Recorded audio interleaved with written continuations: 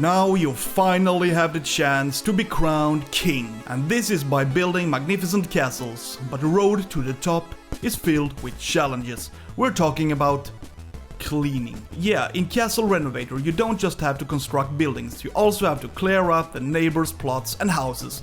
And by helping, you can earn money which is then used to create your own castle. This is Castle Renovator, a simulator now available for Nintendo Switch. The question is this a game of missions, or should it be relegated to the Middle Ages? Let's find out. The first thing that strikes me is, where are all the people? Am I really going to be king in a kingdom where no one wants to live? Yeah, this is a fact. The game is in principle completely freed from residents, except for those two vendors who later move onto your property, and some random guards. The only creatures you interact with out in the world are animals that appear a little everywhere. For example, your horse, this rabbit, and the occasional pig. But you can buy some animals to bring more life into the environment. For example, chickens, geese, horses, and wolves. So I got some geese and a wolf, but it seems they just stand still. But they can be moved with your help, so you can make a nice line of animals if you want. So I have created my first kingdom, I call it Bob's. Our goal is to create a magnificent kingdom, but right now we need to focus on getting a job. Okay, so this is my kingdom, looks like there is a lot to do. On the mission board you get a few different tasks. The first mission is to rebuild a place destroyed by a hurricane.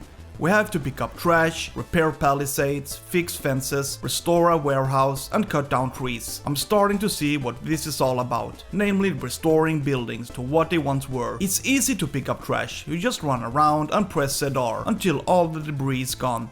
When you have collected enough trash, a box with material is created. The box can then be moved to a cart that you take home. The box contains materials that you then use to build things on your farm.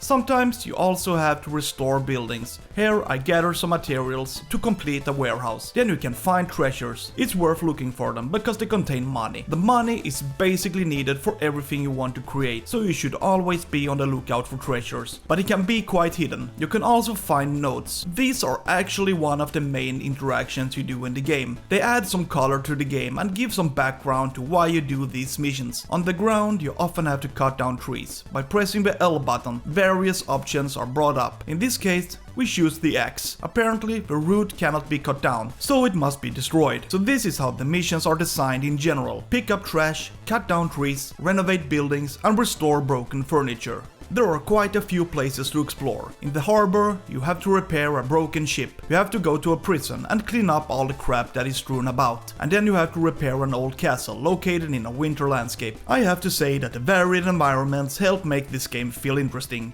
You never know where you're going to go next, so it's like a moment of surprise. But the surroundings also give a rather sterile impression. Even though this is a three-dimensional experience where a lot revolves around creating, it sometimes feels like everything is standing still. Check the trees.